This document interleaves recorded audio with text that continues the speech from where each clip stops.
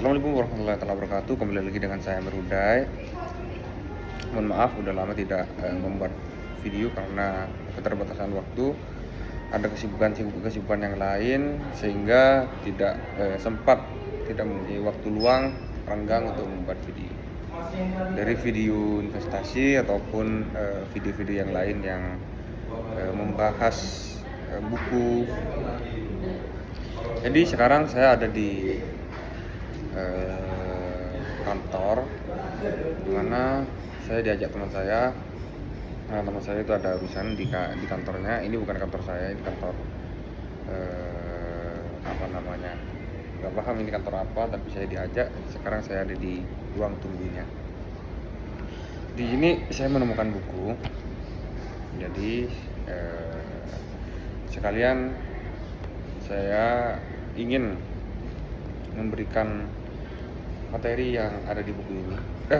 Ini belum saya sempat baca karena di ruang tunggu itu menyediakan fasilitas buku.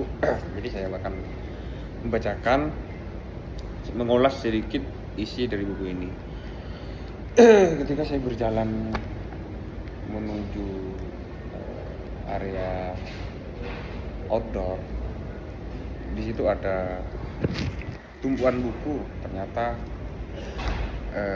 di ruang tunggu ada fasilitas apa namanya itu, baca buku, dan saya melihat ternyata kayaknya ada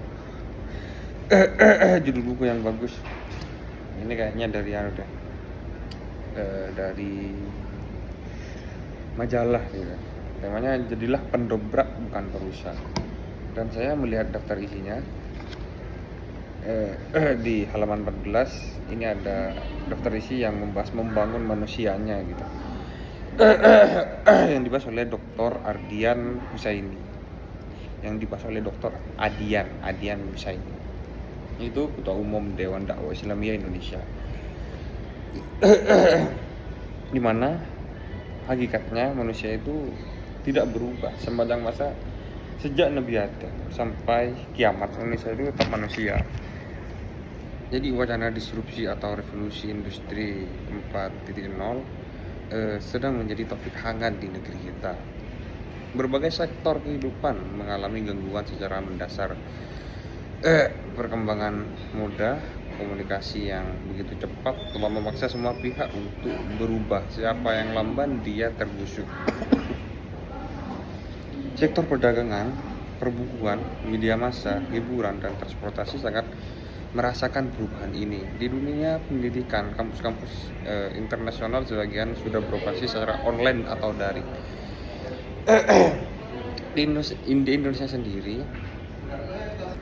di awal tahun 2018 lalu, Muhammad Nasir sudah mengingatkan memasuki era disrupsi. Perguruan tinggi harus melakukan inovasi dan merevitalisasi sistem pembelajaran agar mampu menghasilkan lulusan yang berkompeten. 30 perguruan tinggi asing sudah antri menunggu izin masuk Indonesia.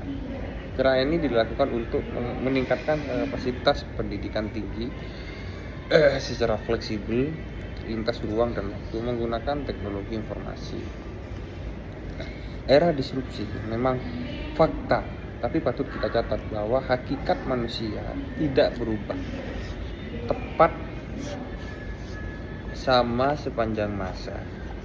Sejak Nabi Adam sampai kiamat tiba, manusia tetaplah manusia, makhluk yang dicipta dalam bentuk terbaiknya. Ini berunsur jiwa dan raga. Manusia bukan monyet dan bukan kelanjutan kehidupan spesies monyet. Ia makhluk baru, khalqon akhor. Allah sudah menyiapkan potensi manusia untuk mampu beradaptasi dalam berbagai kondisi, termasuk menghadapi perkembangan sains dan teknologi yang juga direka bentuk oleh manusia itu sendiri. Maknanya yang harus dibangun utamanya adalah manusianya, karena itu lagu Indonesia Raya yang mengamanahkan bangunlah jiwanya, bangunlah badannya. Tidak menyebutkan bangunlah jalan tolnya, bangunlah jembatannya. Tidak, tapi lagu kebangsaan Indonesia itu mengamanahkan, lagu Indonesia Raya mengamanahkan bangunlah jiwanya, bangunlah raganya, bukan bangunlah tol dan jembatannya.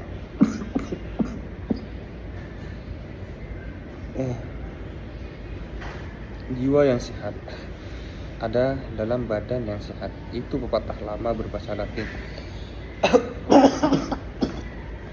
Ini bahasa Latinnya kayak gini kalau nggak salah. Men sana in corpore sano. Al-Quran menyebutkan qad aflahal man zakkaha wa qad khaba man dassaha. Sungguh menang orang yang mensucikan jiwanya, dan sungguh binasa orang yang mengotori jiwanya. Maka kalau mau Indonesia Raya, Indonesia Jaya, bersihkan jiwa manusia Indonesia dari penyakit munafik, malas, cinta jabatan, cinta harta, cinta pujian, iri hati, ria, sombong, dan berbagai penyakit hati lainnya. Inilah tugas terpenting dari seorang presiden Indonesia, dan inilah tazkiyatun nafs yang harusnya menjadi inti kurikulum pendidikan nasional.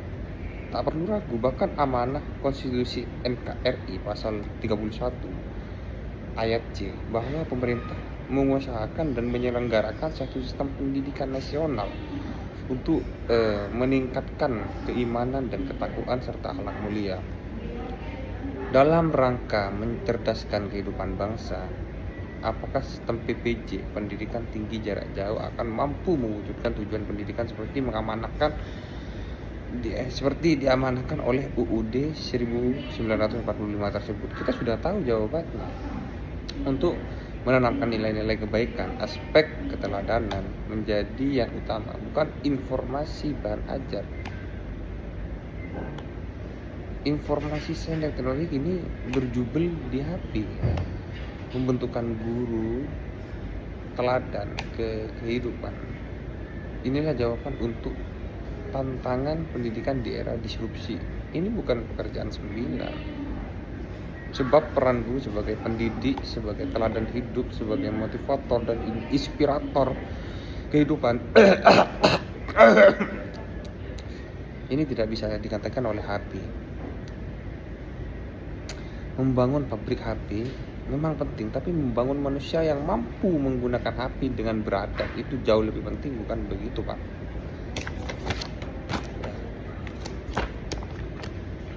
Cukup sekian, terima kasih. Itu saya mengulas buku dari ini.